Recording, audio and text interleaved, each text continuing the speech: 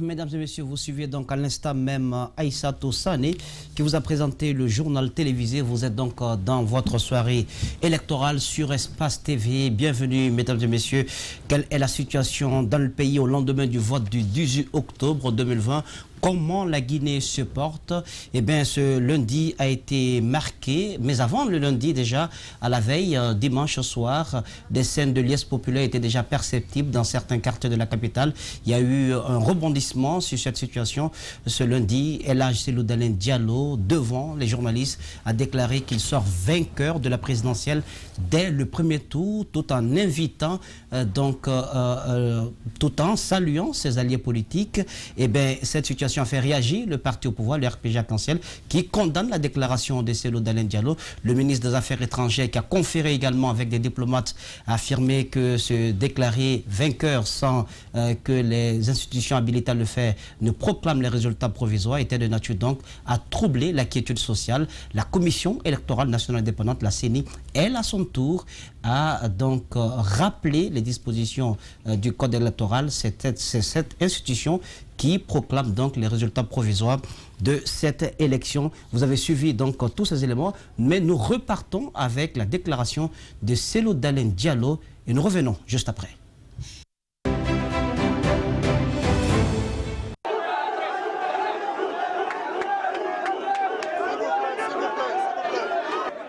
vous ai convié pour délivrer devant vous un message que j'adresse à mes compatriotes. Mes chers compatriotes,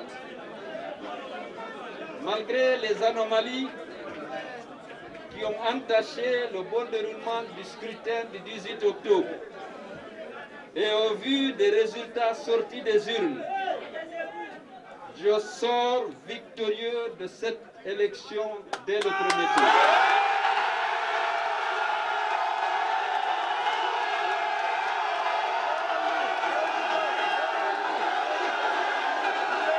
Je saisis cette opportunité pour remercier les partis membres de l'Alliance nationale pour l'alternance et la démocratie, les nombreux mouvements et associations qui ont bien voulu soutenir ma candidature et tout le peuple de Guinée pour cette marque de confiance. J'invite tous mes compatriotes épris de paix et de justice à rester vigilants et mobilisés pour défendre cette victoire de la démocratie. Je vous remercie.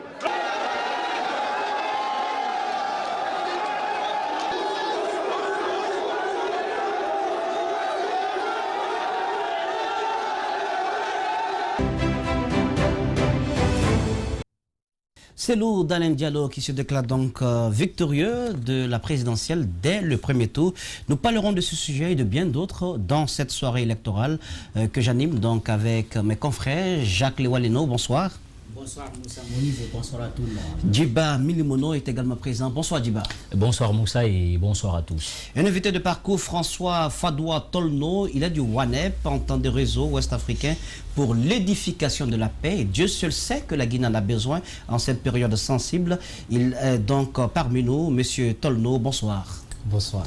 Jacques Lewaleno, depuis hier soir, 23h01, vous avez pu le constater déjà dans certains quartiers de la capitale, des scènes de liesse populaire, des militants, principalement de l'UFDG, qui célébraient déjà une certaine victoire. Oui, on a pu le constater.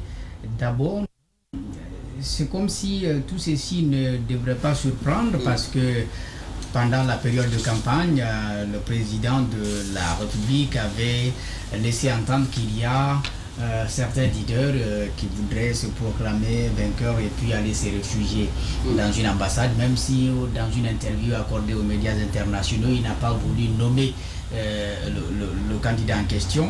Et puis hier, il y a eu quand même deux déclarations des membres importants de l'UFDG. D'abord le vice-président Fodé Oussou, à qui notre équipe de reportage qui était déployée à Matoto a tendu le micro et il a laissé entendre que Cellou Dalein Diallo était en avance sur l'ensemble du territoire national et pourrait gagner, n'est-ce pas, cette élection à plus de 60%. Et la nuit, on a écouté Ousmane Gawal Diallo, c'était chez nous. Il a plutôt parlé de ce qu'était la démarche que le parti pouvait prendre, parce qu'il a dit que la CENI, aucune institution, ne pouvait avoir le monopole de donner les résultats et que personne ne pouvait, n'est-ce pas, les empêcher de donner, n'est-ce pas, ces résultats. Alors que, bien entendu, d'abord, c'est un rappel de principe que l'organe qui organise des élections est le seul et devrait être le seul habilité à donner, n'est-ce pas, les résultats. Je crois que c'est un peu comme ça marche partout. C'est vrai aussi que dans les grandes démocraties, à certains niveaux, on peut rester à compiler les résultats et puis certains candidats constate qu'il y a quelqu'un qui émerge et peut-être qui sort victorieux. On l'a vu au Sénégal. On n'a peut-être pas attendu que le ministère de l'administration se prononce et puis Ouad a appelé Macky Sall pour reconnaître, n'est-ce pas, sa défaite, parce que les gens sont en train de lire au fait les résultats. Mais je crois qu'en Guinée nous ne sommes pas encore à ce stade. Les résultats... Nous sommes à un stade primaire. Nous sommes à un stade primaire. Les résultats qui sont sortis des bureaux de vote et que la synergie des radios privées... Même si le parti politique est représenté dans tous les bureaux de vote sur l'ensemble du territoire national, est-ce que sur la base des résultats compilés de ces bureaux de vote, ce parti peut avoir une certaine idée de sa victoire ou pas? Oui, mais certainement, c'est sur cela que l'UFDG se fonde. Le problème, en termes d'informations qu'on peut obtenir des bureaux de vote, je crois que tous les partis politiques ont une certaine information, ont une idée de ce qu'ils ont pu avoir dans cette élection. Mais il faut prendre ces informations avec des pincettes. Parce que, on les prend avec beaucoup de pincettes. Ouais. Il faut de la confrontation pour savoir si tout est avec vous. Parce que nous sommes quand même dans une situation et les opposants, bien entendu, dénoncent cet état de fait parce qu'il n'y a pas de procès verbal, de copie de procès verbal qui est distribué à tout le monde. C'est vrai qu'il y a des difficultés à confronter, n'est-ce pas, les documents de preuve qui peuvent attester que tel a tel nombre de voix dans telle circonscription et dans telle autre circonscription. Ce que j'étais en train de dire, c'est que le stade où nous sommes, ce sont les compilations au niveau des circonscriptions, les compilations des résultats des bureaux de vote. Donc, je crois qu'on ne peut pas avoir une idée claire, nous, le public, qui n'avons pas été dans ce bureau de vote, qui n'avons pas assisté au dépouillement, qui n'avons pas envoyé des délégués. Nous n'avons aucun élément qui prouve que tel parti est en avance tant que la CENI n'a pas commencé à communiquer. Maintenant, derrière, on peut tout naturellement comprendre cette démarche. C'est peut-être une stratégie. C'est une stratégie. Une stratégie, soit une pression, ou alors parce qu'on se rappelle du passé, on doute des résultats que donne l'organe de gestion des élections, donc on ne peut pas attendre que cet organe, n'est-ce pas, se prononce. Surtout qu'on s'est dit, on n'a même pas la possibilité de contester parce que nous n'avons pas de documents que nous pouvons présenter devant les institutions. Encore une fois, il y a un principe qui devrait être respecté. Je ne sais pas pourquoi l'UFDG a choisi aujourd'hui pour, n'est-ce pas, donner un résultat qui mérite encore d'être, en tout cas, vérifié et puis proclamé par quand même la CENI. Djiba Milimono, Cellou Dalein Diallo n'est pas le premier en Guinée à se proclamer vainqueur avant la commission électorale nationale indépendante. On se rappelle tout de même du candidat du RPG en 2010 lors du second tour qui a reconnu qu'il était le victorieux de la présidentielle. Et justement, et d'ailleurs j'ai vu beaucoup de réactions sur les réseaux sociaux. Mais vous avez quand même des militants de l'UFDG qui disent mais c'est pas une primaire en Guinée, l'autre camp l'a fait, et donc ils se disent mais on ne comprend pas autant d'acharnement et de condamnation de la part des uns et des autres. Moi je mets tout cela sur, peut-être il y a des observations à tirer. D'abord, premièrement, je pense que ça peut être une stratégie de communication pour préparer les mentalités, mais aussi ça peut être un facteur peut-être dissuasif pour la CENI. Parce que vouloir s'autoproclamer maintenant comme déjà vainqueur de cette élection, ça peut être un moyen de pression pour la Commission électorale nationale indépendante qui aujourd'hui est quand même taxée par l'opposition pour dire comme quoi c'est une institution qui est à la solde de l'exécutif et qui aujourd'hui pourrait changer, disons, les résultats qui sont sortis des urnes en faveur du président Alpha Condé. Donc il y a ces craintes qui se posent. Mais si vous regardez un peu la chaîne, c'est-à-dire du vote, du dépouillement, au niveau de la centralisation, jusqu'à la proclamation des résultats provisoires par la CENI, ensuite les résultats définitifs par la Cour constitutionnelle, quand même, il y a des étapes où il y a des craintes qui aujourd'hui se posent. Vous avez par exemple cette question lancinante qu'est les procès verbaux. Vous savez, on a quand même, la question a été soulevée longtemps, même si ça a été des recommandations du système des Nations Unies, de la CEDEAO, pour dire, en lieu et place peut-être de ces procès-verbaux, est-ce qu'il ne faudrait pas donner une valeur juridique aux fiches de résultats? Donc ça a été posé, le débat a été posé au niveau de la CENI, mais sauf qu'il n'y a pas eu un aboutissement. Donc il y a des craintes aujourd'hui pour des pièces justificatives auprès de la Cour constitutionnelle qui se posent avec acuité. Donc les opposants ont des inquiétudes. Est-ce que ces documents vont être recevés par la Cour constitutionnelle? Ça, c'est un. Et deuxième chose, c'est au niveau des commissions administratives de centralisation. Lorsque le dépouillement a pris fin, et que ces procès-verbaux sont remontés au niveau de ces commissions administratives de centralisation, le transport d'abord, il y a des craintes aujourd'hui que les opposants expriment. Est-ce que dans ce transport, on ne risque pas de falsifier les résultats issus des bureaux de vote? Ça, c'est un. Deuxième chose, au niveau des centralisations, parce que si vous regardez ceux qui composent ces commissions administratives de centralisation, le président est nommé est choisi, proposé par la Cour constitutionnelle, le vice-président est proposé, si ma mémoire elle est bonne, par le ministère de l'administration du territoire et de la décentralisation. L'accesseur est proposé par la CENI et les deux autres sont sont choisis sur la liste des candidats ou en tout cas des représentants des candidats. Donc voilà le nombre. Donc à ce niveau, ils se disent il y a des craintes parce que si on est sorti de ces commissions administratives de centralisation, il y a de fortes chances qu'on puisse transformer les résultats en faveur du candidat Alpha Condé. Donc ce sont des craintes aujourd'hui que l'opposition est en train d'exprimer, mais une fois de plus, je pense que lorsqu'on est républicain, peut-être il faudrait attendre que ces résultats soient proclamés d'abord par la CENI, parce que lorsque le PV de recensement remonte au niveau de la CENI, on a écouté Mamadi Trouakaba qui disait que conformément à cette loi électorale qui a été révisée, il faut le rappeler, de 2017, que lorsque le dernier PV arrive, la CENI a 72 heures pour proclamer les résultats provisoires. Mais une fois encore, je pense que tout cela est nourri par ce climat de méfiance et de suspicion entre les deux entités. Maintenant, et les institutions de la République. Maintenant, ce que je vais dire rapidement, je crois que c'est peut-être une stratégie de communication. Je l'ai dit pendant la journée, pour ceux qui connaissent quand même Cellou Dalein Diallo, aujourd'hui, beaucoup sont en train de dire, mais qui le conseille aujourd'hui? Parce que une telle sortie, peut-être, n'était pas sa marque de fabrique, mais aujourd'hui, une telle sortie, est-ce que ça devient non seulement un moyen de créer le doute dans l'esprit de l'autre camp, ou mettre aussi la pression pour la CENI, pour ne pas que des résultats soient changés? Donc, il faut prendre tout cela avec des pincettes. Une fois encore, je crois qu'il faut qu'on soit quand même républicain, mais on est en politique et je pense que toutes les stratégies sont possibles. Nous allons joindre encore ce soir Mamadi Trouakaba, le porte-parole de la Commission électorale nationale indépendante, qui est quand même se voit un tout petit peu floué dans son rôle par cette déclaration de victoire du président de l'Union des forces démocratiques de Guinée. Et comme je l'annonçais à l'entame, nous avons François Fouadoua Tolno, il est coordinateur du WANEP, le réseau ouest-africain pour l'édification de la paix. La Guinée a besoin de paix. Monsieur Tolno, bonsoir. Bonsoir. Alors, votre observation, le constat général que vous avez fait de la journée d'hier et également le développement de l'actualité en ce lundi.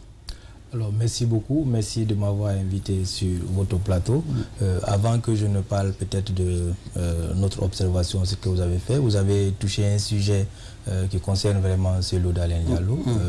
Je pense qu'en tant qu'organisation de la société civile, c'est un acte que nous condamnons parce que, vu le contexte actuel dans lequel nous vivons, c'est difficile pour un leader de s'autoprogrammer parce qu'on sait déjà. Et je le dis parce que c'est une situation que nous, on a déjà on avait dénoncé, parce que vous comprendrez avec moi qu'on a toujours dénoncé. Parce que moi, personnellement, ça ne m'étonne pas. Je m'attendais à des situations comme ça, parce qu'on ne peut pas aller à une élection aussi importante comme ça sans organiser un dialogue sincère entre les acteurs. Vous voyez, et ça c'est déjà depuis les campagnes. Ce sont des situations déjà, on a vu comment les campagnes se sont déroulées avec des propos des leaders qui n'étaient pas rassurants. Et je pense qu'on a appelé au calme en tant qu'organisation civile. Mais aujourd'hui, si l'autre camp vraiment sur au programme, je pense que c'est tributaire de tout ce qu'on avait dénoncé pour dire aux gens, on ne peut pas aller à une élection comme ça sans vraiment aller au dialogue. Alors, pour accompagner ce processus, je pense que au niveau de WANEP, avec l'accompagnement de nos partenaires, nous avons mis en place ce qu'on appelle un village électoral. Village électoral, à quelque chose de plus d'une cinquantaine de personnes. On a mis notre quartier général vraiment pour suivre le processus. Je pense que nous avons déployé 310 observateurs sur le terrain. Et je vous explique que notre observation, c'est sur deux volets. Il y a l'alerte, mais aussi la réponse. Parce que notre objectif, c'est de contribuer vraiment à améliorer le processus et à minimiser les violences sur le terrain. Parce que c'est un monitoring de la violence que nous avons à faire. Donc nous avons déployé 310 observateurs, mais sur la base d'une cartographie que nous avions 310 au regard quand même de l'étendue du territoire et des circonscriptions électorales, c'est un tout petit peu... c'est petit, justement, c'est pour ça que je suis en train d'expliquer. On n'a pas déployé fortuitement, c'est sur la base d'une cartographie des zones à risque. Donc on a pris le pays sur la base des données de notre système d'alerte précoce. Nous avons vraiment découpé le pays en zones risques, zones moins et zones faibles. Donc sur la base de ça, nous avons déployé nos observateurs. Encore une fois, nos observateurs font le monitoring de la violence. Donc à travers les informations remontées, on avait une salle technique où toutes les informations étaient remontées à l'instant T. En plus de cette salle technique, il y avait une chambre d'analyse donc qui était constituée, c'était une équipe pluridisciplinaire de sociologues, de juristes, statisticiens. Donc sur la base des informations reçues, il y avait une autre chambre politique qui, en fonction des incidents que nous constatons sur le terrain, qui prenait des dispositions pour résoudre automatiquement les dysfonctionnements sur le terrain, ce qu'on appelle la chambre politique. Mais en amont, cette chambre politique, avant, parce que nous avons fait 3 jours, depuis samedi, on était là, je suis quitté là-bas directement pour venir de votre... Vous avez certainement constaté des anomalies sur le terrain. Bien voilà, sûr. nous parlerons de tout cela. La régie qui va nous préparer l'élément de Mamadou Saliouba, qui s'est donc rendu au siège du RPG Arc-en-Ciel, le parti au pouvoir qui a donc réagi suite à la déclaration d'El Hadj Cellou Dalein Diallo.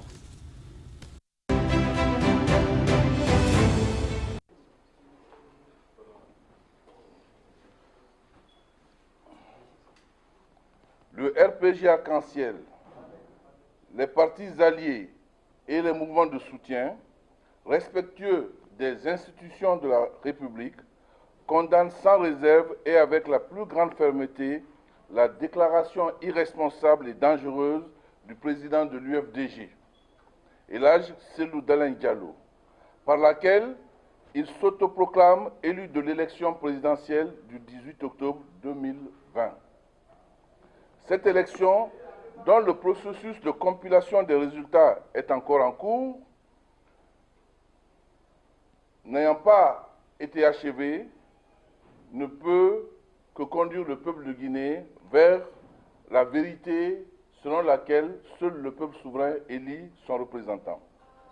Cette attitude anti-républicaine et antidémocratique appelle de la part de tous les patriotes et de tous les démocrates une vive indignation et une condamnation unanime.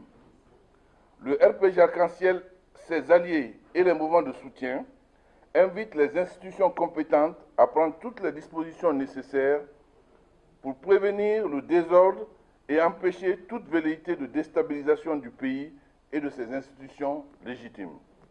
Le RPG Arc-en-Ciel appelle ses militants, les électeurs et tous les citoyens de Guinée à rester calmes, sereins et mobilisés afin de préserver nos acquis démocratiques et sauvegarder les institutions de notre République. Le RPG Arc-en-Ciel. Je vous remercie.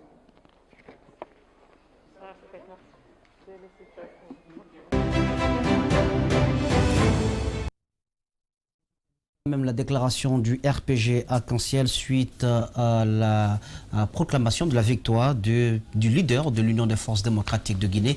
Eh bien, dans cet imbroglio, nous allons écouter l'organe de gestion des élections, l'arbitre de cette compétition électorale, la CENI, dont le porte-parole est en ligne. Monsieur Kaba, bonsoir. Bonsoir à tous. Allô, Monsieur Kaba.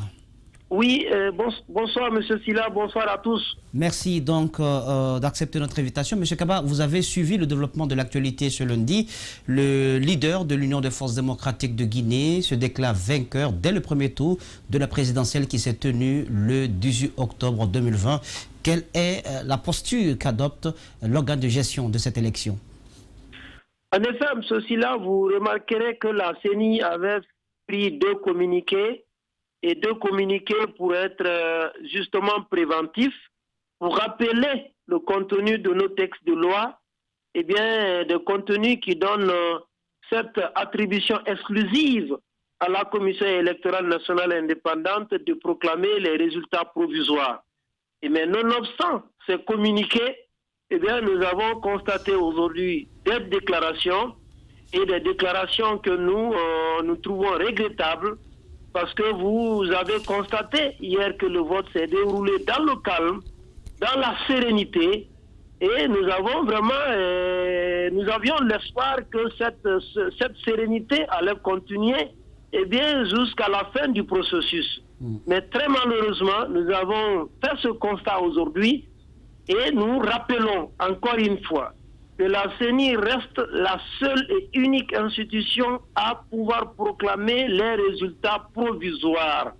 Ce qui signifie qu'une quelconque autre entité, une quelconque autre personne ou même candidat ne peut se donner ce pouvoir, celui de proclamer un résultat provisoire. Il faut quand même que ces dispositions de la loi électorale soit connue de tous et que la CENI rassure l'opinion nationale qu'elle est, et bien entendu, elle joue son rôle, et un rôle qui est joué dans la transparence, et ce qui signifie que dans le délai de 72 heures au maximum à compter de la réception du dernier procès verbal des commissions administratives de centralisation des votes, les résultats provisoires seront proclamés par le président de la CENI. Mamadi Kaba, nous avons échangé avec un responsable de l'UFDG qui affirme tout de même que les résultats issus des différents bureaux de vote ne sont pas modifiables et que le parti avait des représentants dans l'ensemble des bureaux de vote, tant à Conakry qu'à l'intérieur du pays,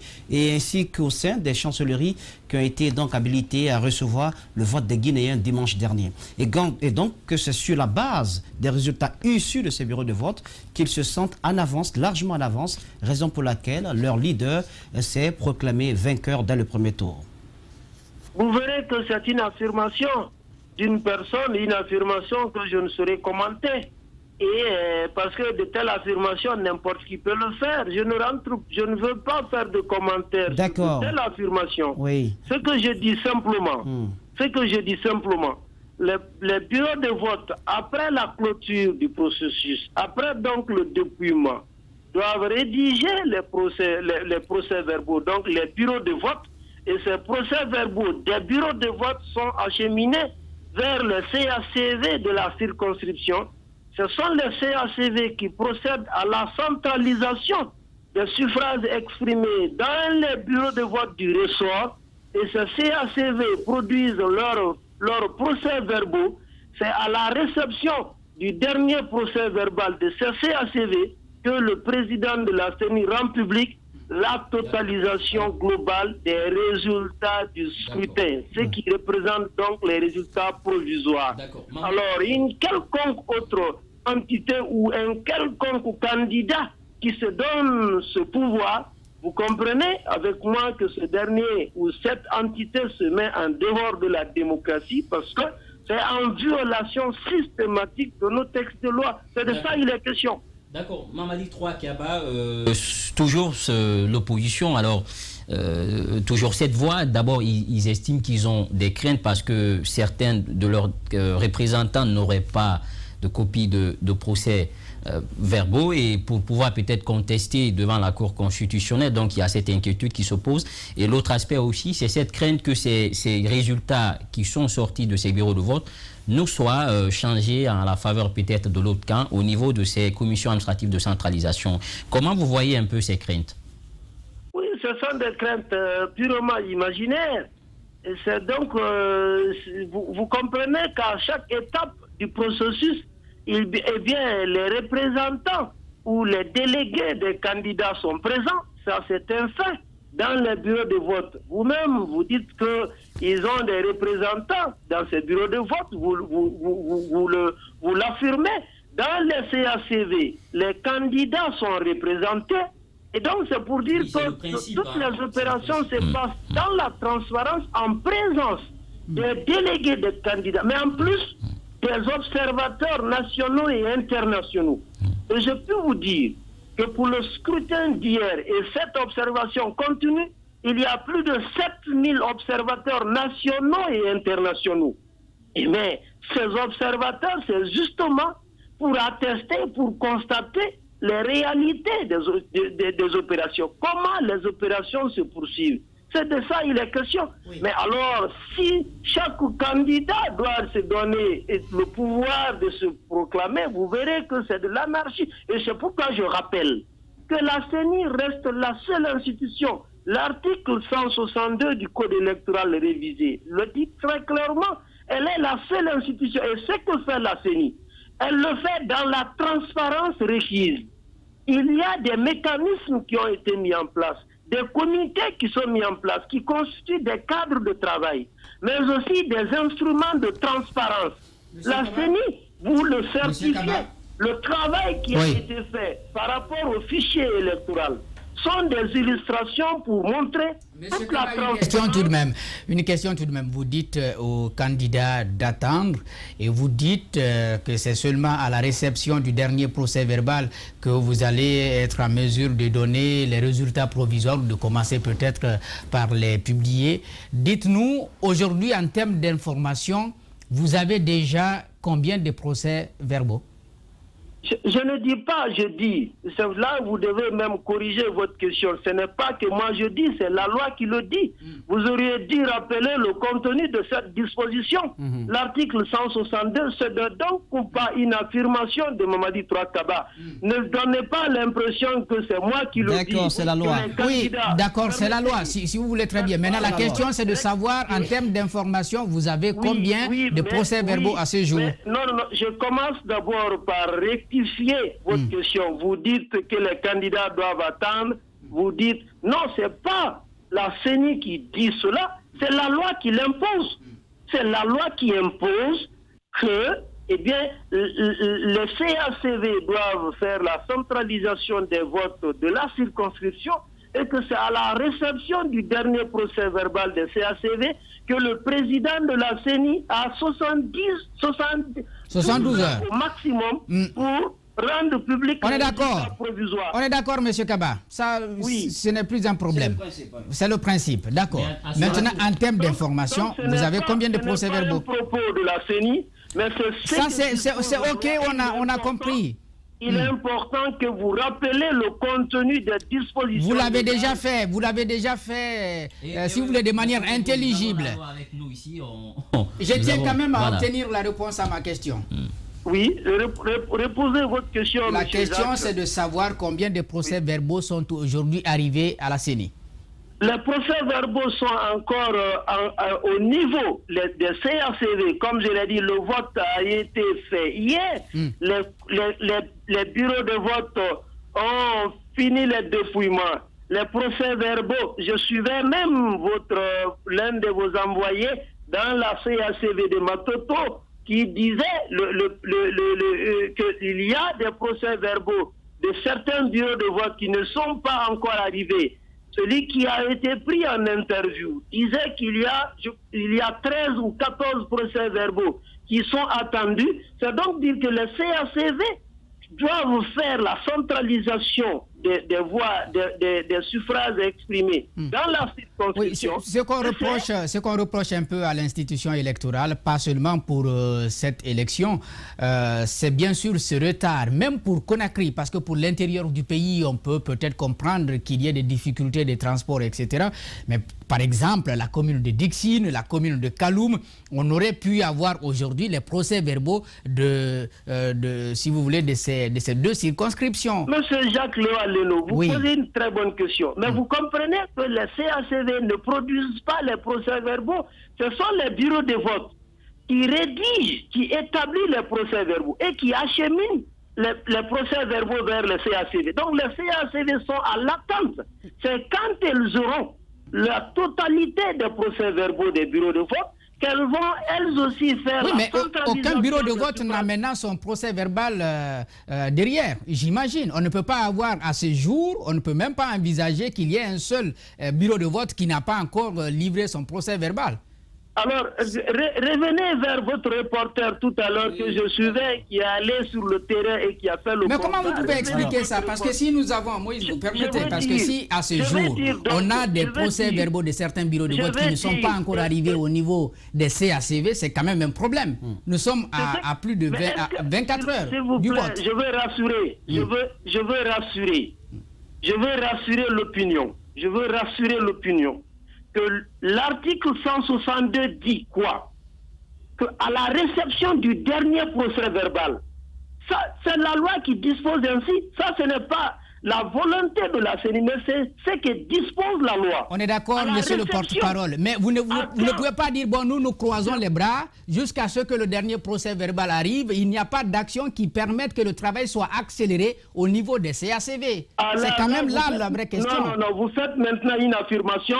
Vous ne pouvez pas savoir, vous ne pouvez pas savoir la logistique qui est déployée par la CENI pour justement que la remontée de ces procès-verbaux se passe dans le délai le plus rapide. Vous ne pouvez pas l'imaginer. Mais alors, ce que je rappelle, c'est que quand c'est l'article 162 du Code électoral, j'aurais bien aimé que vous ayez le texte avec vous. Oui, nous l'avons. Pour donner lecture à cette disposition. Juste une chose. Nous avons le texte avec nous sur le plateau. Vous pouvez, si la caméra peut, s'il vous plaît, zoomer ce texte. Pour que vous le regardez, nous avons le texte ici, l'article 162. La loi ne pose pas problème, c'est l'application. Voilà, c'est... Oui, mais si la loi le délai de 72 heures, qui est le délai maximum, commence à courir à partir de quand?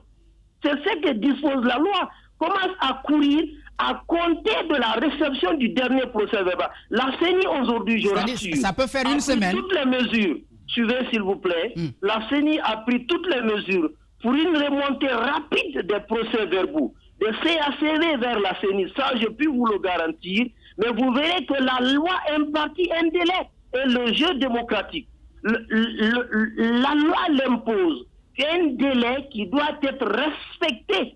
Mais tant que ce délai n'est pas expiré, vous ne pouvez pas mettre la CENI devant une accusation au point de dire qu'elle ne fait rien pour accélérer de ces actes-là. Si vous le faites, vous faites une affirmation qui devient gratuite. Merci. Alors, donc, merci Mamadi Trois Kaba. Deux questions. La première, est-ce que vous ne pensez pas que la déclaration faite par Elaï Cellou Dalein Diallo aujourd'hui procède du fait qu'il y a eu des anomalies au sujet du 6e procès verbal en question? Parce que les suspicions sont encore assez profondes entre les différents acteurs. Et donc, si cela avait été corrigé préalablement, peut-être que nous n'en serions pas là. Vous ne trouvez pas? Ce n'est nullement lié, M. Silla. Ce n'est pas lié. C'est dont il est question, c'est le respect du jeu démocratique, c'est le respect de la loi. La loi indique que seule la CENI est habilitée à proclamer les résultats provisoires. Alors, si un candidat se donne ce pouvoir, vous ne pouvez pas trouver d'explication en disant que c'est tel ou tel aspect. On ne trouve ni d'excuses, on ne cherche non plus pas à justifier. Maintenant, monsieur le porte-parole de la CENI, vous pouvez rassurer l'ensemble des acteurs parce qu'il n'y avait pas que l'UFDG à cette compétition électorale. Il y avait 12 candidats, plus l'UFDG y compris bien entendu. Vous pouvez rassurer l'ensemble de ces acteurs politiques que la Commission électorale nationale indépendante, l'organe de gestion, jouera son rôle de façon transparente jusqu'à la fin du processus qui a commencé sans parti pris? Ça, je donne cette assurance et de la manière la plus ferme. C'est une assurance qui ne date pas de maintenant. Tout au long de l'exécution du chronogramme établi pour l'élection présidentielle du 18 octobre 2020, vous avez vu qu'à chaque étape, il y a des mécanismes de transparence qui sont mis en place. Les acteurs du processus, particulièrement les candidats engagés, ont toujours été associés à la gestion de chaque étape. Donc la transparence dont il est question ne date pas de maintenant. Alors je rassure le peuple de Guinée, pour qui la CENI organise les élections entre les candidats, que la CENI prend toutes les mesures pour une remontée rapide des procès-verbaux et que le délai légal qui est imposé à l'article 162 du Code électoral révisé sera respecté. Ce délai est de 72 heures au maximum à compter de la réception du dernier procès verbal. Et une quelconque entité, un quelconque candidat ne peut se donner le pouvoir de proclamer les résultats provisoires. Celui qui le fait se met en dehors de la démocratie et je rassure le peuple enfin pour dire que la CENI mesure ses responsabilités et cette responsabilité, elle l'assumera conformément aux lois de la République. Merci Mamadi Troakaba pour toutes ces précisions. Merci d'avoir répondu à nos questions. Mamadi Troakaba, porte-parole de la Commission électorale nationale indépendante. La soirée électorale se poursuit juste après cette transition.